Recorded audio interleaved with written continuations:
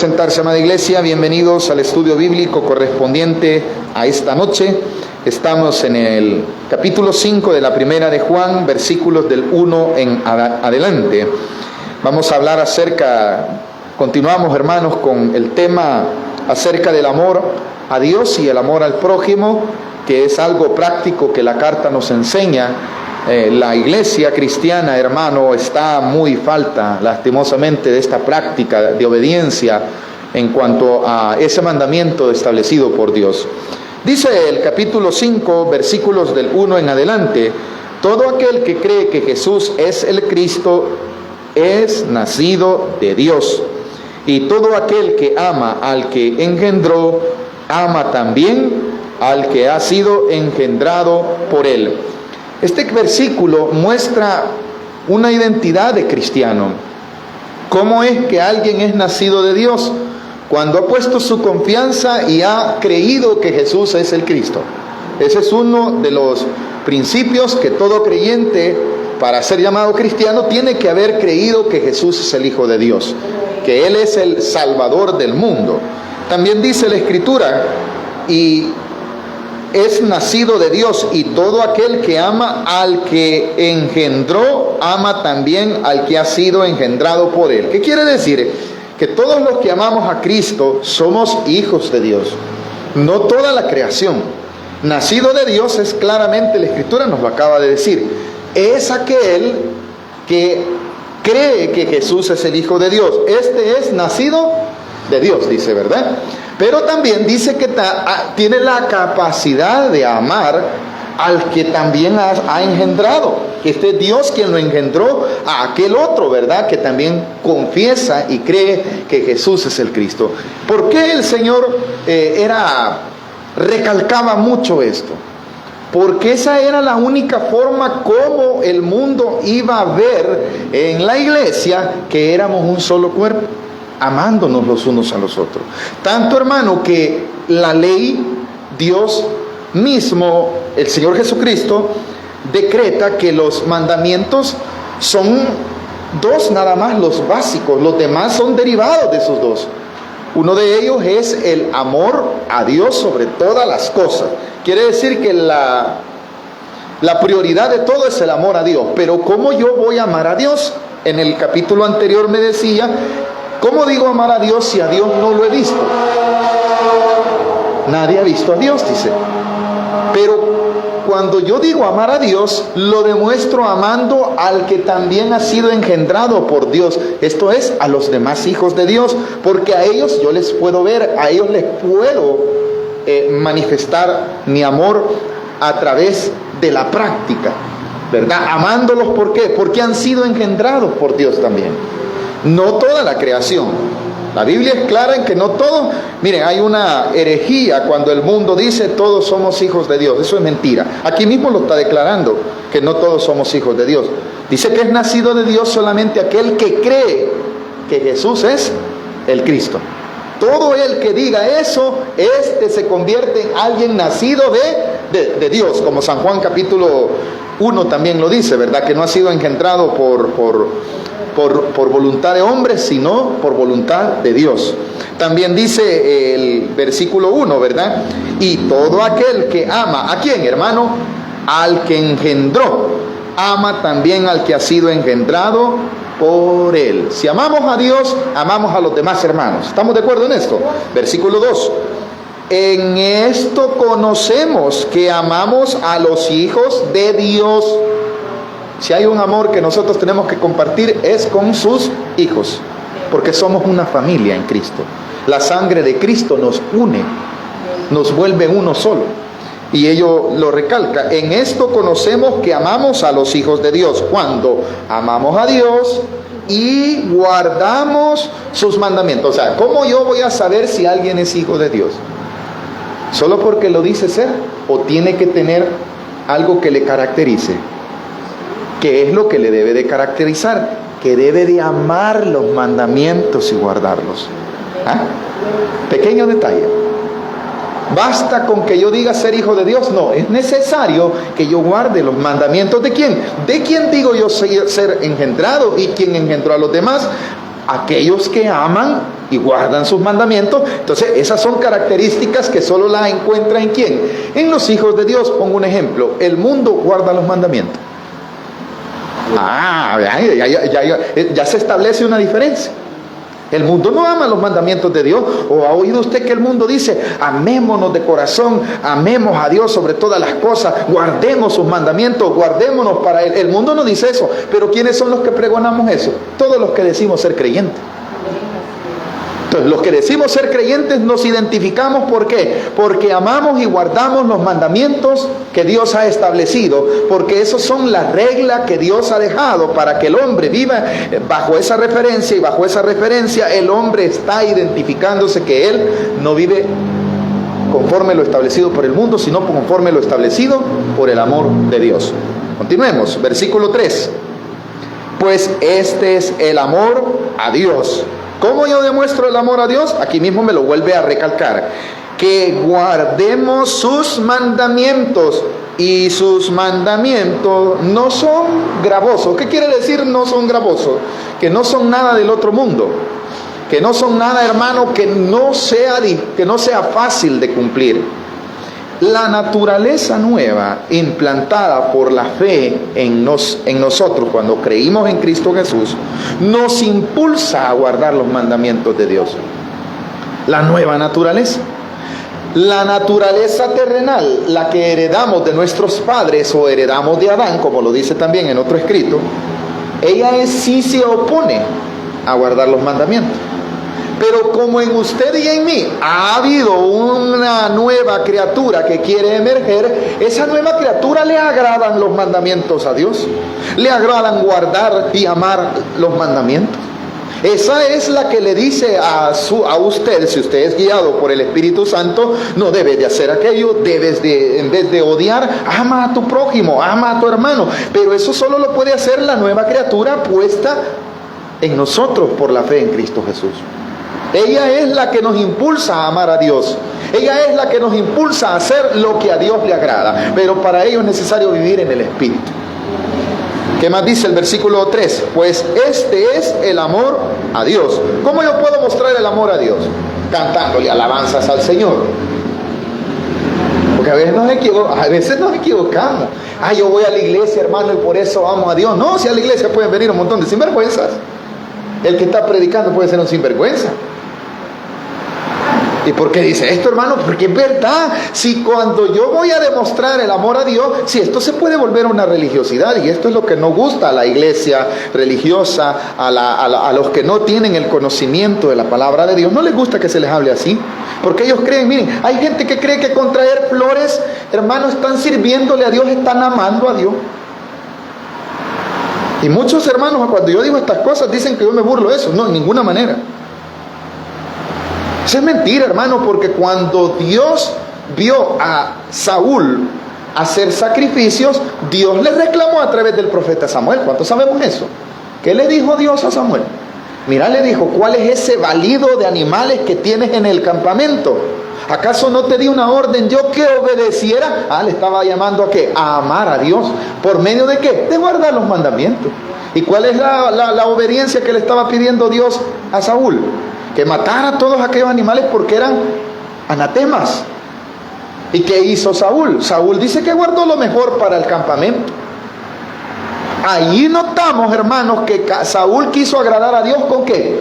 Con sacrificio, como mucha gente, hermano. Esos sacrificios no sirven de nada si no demostramos con la práctica el amor a Dios. Si no amamos a nuestro prójimo, no tenemos capacidad de superar aquellas diferencias. Solamente de esa forma estamos demostrando que Dios está en nosotros. Y traigan flores, traiga lo que sea, lo que le da la gana, traiga una silla nueva, está bien, hermano, no va a decir nada. Pero antes de todos esos sacrificios, lo que a Dios le agrada es que ame y guarde sus mandamientos. De esa forma, dice el versículo 3, pues este es el amor a Dios. ¿Cuál es el amor a Dios?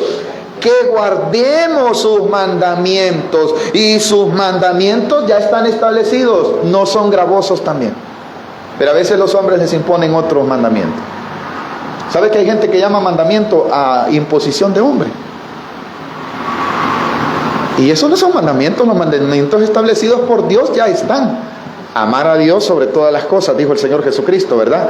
Y a tu prójimo como tú te amas, de la forma como tú te amas. Así tienes que amar al prójimo. ¿O ha visto usted que el hombre se odia a sí mismo? Si por naturaleza Dios, que sabía, hermano, que en ese segundo mandamiento encierra a Dios algo de lo que sobresale en el ser humano, que es el egoísmo. El hombre se ama por sí mismo, se quiere, se adora a sí mismo, se exalta a sí mismo. Entonces, de la manera como él no se lastimaría, también Dios está dejando que yo no lastime al prójimo. Yo me amo, no me voy a lastimar, vean. De esa misma manera debo de tratar ¿a quién? A mi semejante. Esos no son mandamientos gravosos. Y muchos dirán, hermano, usted está hablando de la ley, pero es que es la única forma como usted y yo demostramos con nuestra vida que somos cristianos. De ahí puedo hablar un montón de palabrerías, pero si yo no practico estos principios, estoy siendo un religioso. Santiago lo dice también. Y por ello recalcamos en esto, ¿verdad? En el versículo 3, cuando dice, pues este es el amor a Dios, que guardemos sus mandamientos, y sus mandamientos, lo dice San Juan capítulo 3, versículo 15, San Juan capítulo 14, perdón, versículo 15, le dice que no son gravosos, ¿verdad? Esto ya lo vimos. Versículo 4, porque todo, aquí está, hay algo que me debe a mí estimular a amar a Dios y amar al prójimo. ¿Sabe qué? Que esa es la única fe que tiene victoria. Yo no puedo decir que soy victorioso cuando hay resentimiento y amargura dentro de mi corazón.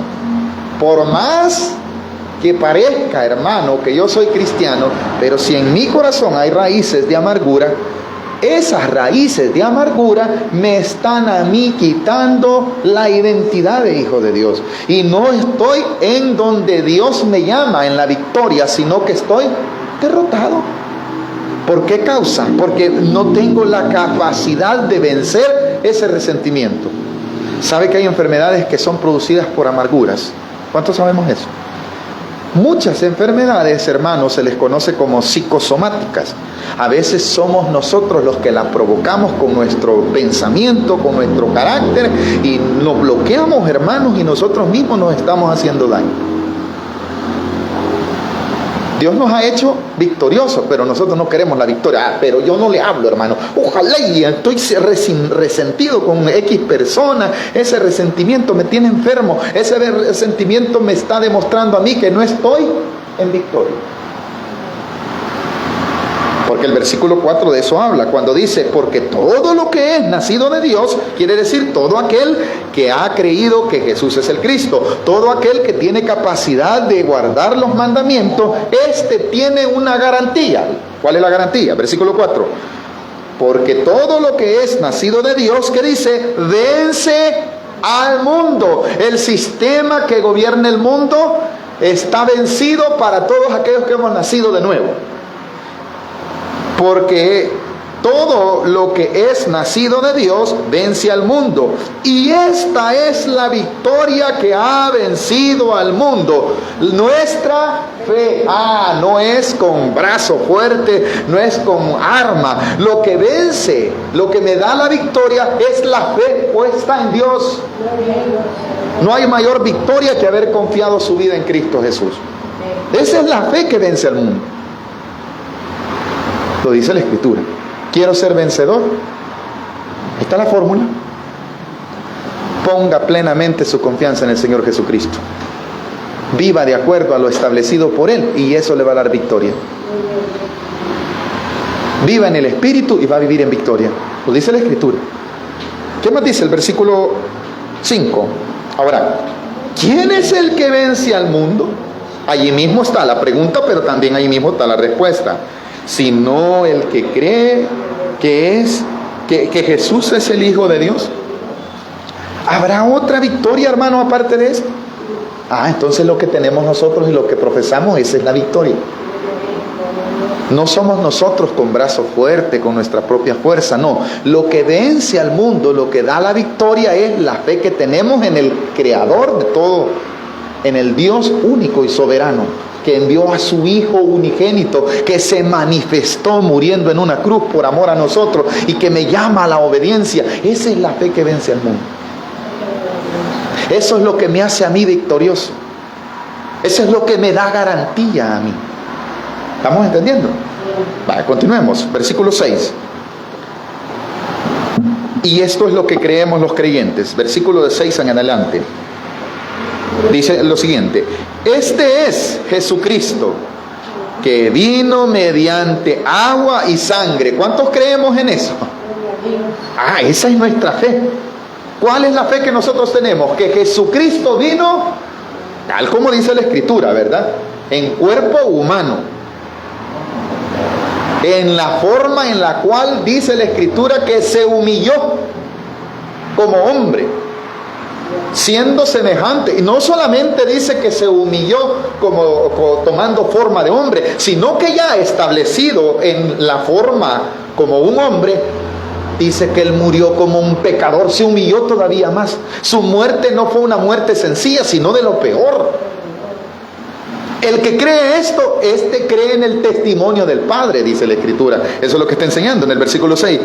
Este es Jesucristo, que vino mediante agua y sangre, no mediante agua solamente, sino mediante agua y sangre. Y el Espíritu es el que da testimonio, porque el Espíritu es la verdad. Esto solo lo puede revelar el Espíritu Santo. Y quienes lo creen es porque Dios se los ha revelado por medio del Espíritu Santo. Y lo que están creyendo no se lo ha inventado hombre, es el Espíritu mismo de Dios que se lo está revelando. Como cuando Pedro dijo estas palabras. ¿Saben que cuando Jesús interroga a sus discípulos, Él los cuestiona y les dice: miren, ¿quién dice la gente que soy yo? Muchos de los discípulos dice que le decían: la gente dicen que tú eres un profeta del Antiguo Testamento que ha resucitado. Y otros le decían, otros dicen que eres Elías. Eso dice la gente, dice el Señor Jesús. Esto está en el libro del Evangelio según San Mateo. Ahora viene uno de sus discípulos, Pedro, y le dice: yo creo que tú eres el Cristo, el Hijo de Dios. Entonces, ¿cuál es la respuesta del Señor Jesucristo? Esto no te lo reveló carne ni sangre. Y cuando, antes de decirle eso, le dice que esto, oiga bien, y a ti te daré, le dice. Cuando Él está diciendo eso, le está diciendo: esa es la verdad que está testificando el Señor Jesucristo. Que le está diciendo a Pedro: esto no te lo reveló carne ni sangre. Esa confesión que has hecho es la que salva al mundo. Esa es la confesión que todo hombre debe de hacer. ¿Para qué? Para que crea en el testimonio del Espíritu Santo. Que el mismo Espíritu Santo da testimonio que Jesucristo vino en carne. Lo dice la Escritura, ¿verdad? Versículo 6 al final. El que da testimonio, porque el Espíritu es la verdad. Ahora mismo también está ratificando un atributo que solo le pertenece a Dios y a Cristo. Jesús dijo: yo soy el camino y y aquí está diciendo Juan que ¿quién es la verdad? El mismo Espíritu. Ahora dice el versículo 7: porque 3 son los que dan testimonio en el cielo. ¿Quién es? El Padre, el Eterno, el Yo Soy. Ese es el Padre. Da testimonio cuando dijo: este es mi Hijo amado en quien tengo complacencia. ¿Qué estaba haciendo el Padre ahí? Dando seguridad de que Él era el elegido. Estaba dando testimonio, ¿verdad? Pero también lo da el Espíritu, ya lo acaba de decir, ¿verdad? El verbo es el Hijo, es Cristo Jesús. Él era en el principio. Amén. Ese es el Hijo el que está dando testimonio. ¿Y cómo lo dio? ¿Cómo lo dio? Cuando lo vieron, cuando vino, hermano, Él estaba dando testimonio. ¿Qué más dice? Y el Espíritu, ahí están los 3. Y estos 3, ¿qué dice? No son 3 dioses. Es una triunidad. No estamos hablando de 3 deidades, no, en ninguna manera. Es un solo Dios. Un solo Dios. No es que el Padre sea un Dios, el Hijo sea otro, no, el Espíritu, no, hermanos. La Biblia dice claramente en el capítulo 5 de la primera carta de San Juan, versículo 7 al final: y estos 3, ¿qué? Son uno. Cuando Jesús dijo también estas palabras: el Padre y yo, uno somos. No se vaya usted a dejar engañar que diciéndole que usted tiene 3 dioses, no. Es uno solo. Ahora dice el versículo 8: y tres son los que dan testimonio en la tierra también: el espíritu, el agua y la sangre, y estos tres concuerdan. Quiere decir que de Jesucristo hay testimonio en el cielo y también lo hay en la tierra, porque Él tuvo un cuerpo humano, que como un hombre fue y pasó por las aguas. Amén, hermano. Jesucristo fue bautizado. ¿A dónde? En la pila del bautisterio. ¿A dónde? En un río llamado el Jordán. ¿Cuántos sabemos eso, hermano? ¿A qué edad? Chiquito. Ah, ¿y qué estaba dando allí? Testimonio en la tierra. Amén. Dice el versículo 8: y tres son los que dan testimonio en la tierra: el espíritu, el agua y la sangre. El espíritu también, ¿por qué? Dice que después de que Él sale de las aguas, descendió sobre Él como una paloma el espíritu. Pero también la sangre, cuando fue crucificado, hermano, ¿qué le brotó al Señor? ¿Ah? ¿Qué le brotó de su costado y cuando lo clavaba? Sangre. Tenía un cuerpo, y ese cuerpo tenía también un espíritu, el Espíritu de Dios. Amén. Y ellos tres dan testimonio aquí en la tierra. Eso es lo que está diciendo anteriormente habíamos hablado de lo que daba testimonio en el cielo. Ahora aquí en la tierra. Ahora dice el versículo 9: si recibimos el testimonio. Esto es como dar a entender cuando alguien cree de que vio algo, ¿verdad? Está recibiendo un testimonio.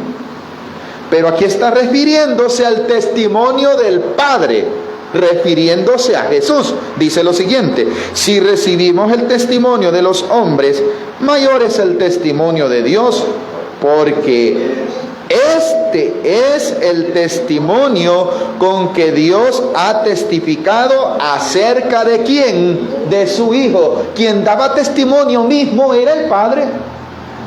Cuando el Señor Jesucristo hacía algún milagro, ¿a quién le atribuía la gloria? ¿Se la atribuía a Él o a alguien? ¿A quién le daba la gloria? Vea que Él siempre terminaba, decía: yo he venido a hacer la obra para la que fui enviado de parte del Padre. El Padre me envió, decía el Señor Jesús. Estaba dándole la gloria a su Padre, ¿o no? Claro que sí. Y cuando dice que el mismo Padre está dando testimonio, y si nosotros no creemos este testimonio, entonces, hermanos, si creemos a los hombres, mayor es Dios que deberíamos de creerle. Por eso dice el versículo 9: si recibimos el testimonio de los hombres, mayor es el testimonio de Dios, porque este es el testimonio con que Dios ha testificado acerca de su Hijo. Mire, la Biblia dice también en Hebreos, en el capítulo 1, dice: Dios, habiendo hablado a través de muchas formas, a los padres les habló por medio de los... ¿de qué? De los profetas, correcto. Ahora nos habla por medio de ¿quién?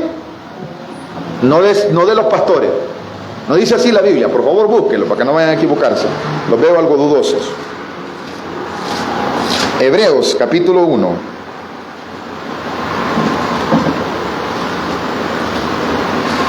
¿Lo tenemos? Por ello, hermano, es necesario tener conocimiento de la palabra de Dios para que nadie los engañe, ¿verdad? Y diciendo: Dios habla solo a través de mí. Eso es mentira, hermano. Dios habla a través de su Hijo Jesucristo. Ahí lo dice la Biblia, ¿verdad? Pero si alguien dice que Dios habla solo a través de mí, soy mentiroso, hermano. Hebreos capítulo 1, versículo 1. Hebreos 1:1, ¿lo tenemos? Vea lo que dice: Dios, habiendo hablado muchas veces y de muchas formas y de muchas maneras, dice, ¿verdad?, en otro tiempo a los padres por los profetas. ¿Cuándo se refiere a padres? Se refiere al patriarcado de Israel. Al pueblo de Israel Dios le hablaba por medio de ¿qué? De profetas. ¿Estamos de acuerdo en esto? 2. En estos postreros tiempos, quiere decir en los tiempos en los que nosotros vivimos, no dice nos habla por los profetas, ¿verdad? Nos ha hablado ¿por quién? ¿Y quién es el Hijo? Jesucristo. Vaya, por el Hijo, a quien constituyó heredero de todo y por quien asimismo hizo el universo. Si hay una razón de que existe el universo, ¿cuál es, hermanos? Es su Hijo, para que Él herede. Amén. Y si a Él le dio todo, hermano, dice que ahora entonces nos ha hablado por medio de Él. ¿Y quién está hablando? ¿Quién es el que dice que estaba hablando? Dios el Padre. ¿Estamos entendiendo, amada iglesia? Ahora, vea el versículo 3. El cual, aquí está, siendo el resplandor de su gloria y la imagen misma de su sustancia. O sea, en Cristo estaba ¿quién? La misma gloria del Padre. Amén. O sea, a Dios nadie le ha visto, pero a su Hijo sí. Y cuando veían a su Hijo, usted y yo le vemos por la fe. No es una imagen en sí, sino la gloria misma, dice, del Padre estaba en el Hijo. ¿Y qué más dice? El versículo 3. El cual siendo el resplandor, que la palabra resplandor quiere decir lo que ilumina. La luz, correcto. El cual siendo el resplandor de su gloria, refiriéndose a la gloria del Padre, ¿verdad? Y la imagen misma de su sustancia, no es otro Dios. Y la imagen misma de su sustancia. Y la imagen misma de su sustancia, ¿quién sustenta todas las cosas? ¿Y qué más dice? Con la palabra de su poder, habiendo efectuado la purificación, mire, de nuestros pecados por medio de sí mismo, se sentó a la diestra de la majestad en las alturas. ¿A dónde está Cristo? ¿En la cruz? ¿En el cementerio? A la diestra, a la derecha. Amén. ¿Y solo quiénes están a la derecha? A la derecha no está cualquiera, ¿verdad? Entonces, mis amados hermanos, toda la gloria Dios se la dio a su Hijo también, a quien constituyó heredero, dice. Ese es el testimonio que nosotros creemos. El que no cree esto es un mentiroso, dice la Escritura. Vayamos avanzando, por favor, vamos al estudio nuevamente. Primera de Juan, capítulo 5. Estábamos, si no me equivoco, en el versículo 10, ¿verdad? Donde dice, el que cree en el 9, si recibimos el testimonio de los hombres, mayor es el testimonio de Dios, porque este es el testimonio con que Dios ha testificado acerca de su Hijo. ¿Cuál es el testimonio? El que cree en el Hijo de Dios tiene el testimonio en sí mismo. O sea, si ustedes y yo decimos que Jesucristo vive en nuestros corazones, ¿qué testimonio tenemos nosotros? El del Padre. Amén. ¿Y qué más dice? El que cree en el Hijo de Dios, creemos en Cristo Jesús. Amén. Entonces, ¿qué tenemos allí? Tiene el testimonio en sí mismo. El que no cree en Dios, porque hay muchos que no creen, le ha hecho mentiroso. Si hay alguien que anda hablando de que Dios no existe, este es un mentiroso, hermano. En el Salmo 14 no le llama mentiroso, sino le llama necio o insensato. Dice el necio en su corazón, ¿qué dice? No hay Dios. Pero aquí dice que el que no cree en Dios no solo es necio, sino que es mentiroso, hermano. Es hijo mismo del padre de la mentira, que el cual es Satanás. Por eso nosotros no debemos de creer a todo lo que se nos predica, ¿verdad? Tenemos que ir a la Biblia para ver si en verdad nos están diciendo la verdad. Amén, iglesia. Si alguien niega al Hijo de Dios, este es mentiroso también. ¿Qué más dice el versículo 10? El que cree en el Hijo de Dios tiene el testimonio en sí mismo. El que no cree a Dios le ha hecho mentiroso, porque no ha creído en el testimonio que Dios ha dado acerca de su Hijo. Si alguien niega la existencia de Jesucristo, si alguien niega que Jesús vino en carne, este está queriendo hacer mentiroso a Dios. Pero el mentiroso es él, no es Dios, ¿verdad? Él se está como queriendo burlar de la verdad de Dios. Vayamos terminando, versículo 11. Y este es el testimonio, que Dios nos ha dado vida eterna. Y esta vida, ¿dónde está? En su Hijo. Si alguien dice tener vida eterna, tiene que haber creído en el Hijo de Dios, porque la vida eterna solo la puede dar ¿quién? El Hijo de Dios. El que cree en mí, dijo el Señor Jesucristo, ¿verdad? Tiene que vida eterna. ¿Cómo puedo obtener la vida eterna? La vida eterna la tiene el Hijo. Él dijo, la vida se me ha dado a mí, ¿verdad? Tengo poder para darla y para quitarla. Ahora, pero cuando la gente, hermano, niega a Cristo, está negando a Dios, está queriendo hacer a Dios mentiroso, no tienen el testimonio de Dios, y en ese momento estas personas no tienen vida eterna tampoco. Sin Cristo no hay vida eterna. Lo que está enseñando Juan es un aspecto doctrinal. La gente puede tener religión, pero si no ha puesto su confianza en el Hijo de Dios, mire, la salvación de la vida eterna, hermano, no se obtiene por ser bueno, se obtiene porque Cristo es el dueño de la vida eterna. Y el que tiene a Cristo tiene la vida eterna. Aunque esté muerto, vivirá, dijo él mismo. Ha pasado de muerte a vida. Versículo 11, y este es el testimonio que Dios nos ha dado, vida eterna, y esta vida está ¿en quién? En su Hijo. Por favor, léeme San Juan capítulo 3, versículo 36, mientras terminamos el versículo 12, en el cual dice, el que tiene al Hijo, tiene la vida.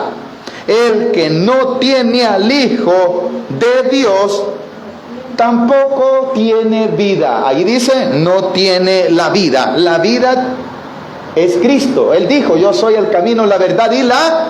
Él no dijo, yo tengo vida. No, la esencia de la vida es Él. Para tener vida tengo que tener al dueño de la vida, y el dueño de la vida, el que produce la vida, es Cristo Jesús. Si yo tengo a Cristo Jesús, estoy diciendo, como tengo al Hijo de Dios y Él es el dueño de la vida, yo tengo vida eterna. Pero si no tenemos a Cristo, si nos desviamos y buscamos religión, buscamos otro medio, solo podemos tener vida eterna en Cristo Jesús. Sin Cristo no hay vida. El que no tiene a Cristo, ¿qué dice? El que no tiene al Hijo no tiene la vida. ¿Qué dice San Juan capítulo 3, versículo 36? Es lo mismo. El que cree en el Hijo tiene vida eterna, pero el que rehúsa creer en el Hijo no verá. Vaya. ¿Qué está diciendo San Juan? ¿Lo tenía usted también? El que tiene al Hijo tiene la vida eterna. O sea, la garantía de la vida la encuentro ¿en quién? En Cristo Jesús. Pero el que rehúsa, quiere decir que él no quiere aceptar a Cristo. Entonces, ¿qué está rechazando? La vida. La fuente de la vida, la fuente del amor, la fuente de la luz, la fuente del conocimiento. Aquí San Juan lo vuelve a recalcar en el versículo 12 con el cual terminamos.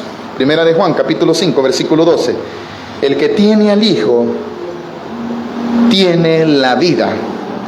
El que no tiene al Hijo de Dios no tiene la vida.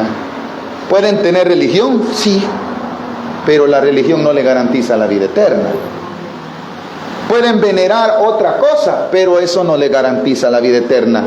¿Para qué sirve entonces creer en Cristo Jesús, en el Hijo de Dios? Para tener vida. ¿Es cualquier cosa lo que usted y yo creemos? No, hombre. Es lo mejor y lo único que debemos nosotros tener. Cristo Jesús para tener vida eterna. Miren, hermano, no es que sea lo importante, no, es lo único que necesitamos para seguir viviendo después de la muerte, es tener a Cristo para tener la vida eterna. ¿Por qué cree usted que en la mayoría, y esto somos testigos todos, independientemente de la religión a la que la persona haya sido partícipe, Sus familiares buscan un texto de vida eterna en el momento en el cual lo entierran y le ponen en la placa o en la cruz. ¿Por qué razón? Porque esa es la única esperanza que existe, haber creído en Cristo Jesús. Por eso esto es en vida. Mis amados hermanos, en pocas palabras, el hombre necesita creer en el Hijo de Dios para tener garantía de vida eterna. ¿Hemos aprendido algo esta noche? Eso es lo que Dios quiere, que creamos en el Hijo de Dios para tener vida eterna. ¿Por qué predican tanto? Porque es necesario creer en Cristo. ¿Para qué? Para tener salvación, para tener vida eterna. ¿Cuál es el fin de la predicación? ¿Tener llenas las iglesias? No, que cuando se muera esta persona tenga garantía de que no va a morir eternamente porque creyó en el dueño de la vida. Esa es la realidad del Evangelio. Para eso necesita el hombre, cuando ya estemos ahí en ese cajón feo, hermano, porque feo. Ninguno de nosotros quiere estar ahí, pues si no fuera feo. Si cuando entierran a un familiar se siente un vacío y un dolor que no lo vamos a ver más, pero hay una esperanza si creyó en Cristo Jesús. Como dijo el apóstol Pablo, ¿verdad? Vosotros no os entristezcáis como los otros que no tienen esperanza. Pero si usted tiene esperanza, ¿cuál es la esperanza? La vida eterna. Este cuerpo no está capacitado para vivir eternamente. Necesita al Hijo de Dios. El que tiene al Hijo tiene la vida eterna. Lo tiene todo, correcto. Pero si no tiene a Cristo, no tiene nada. Está muerto. Amén. Dejémoslo hasta aquí. Démosle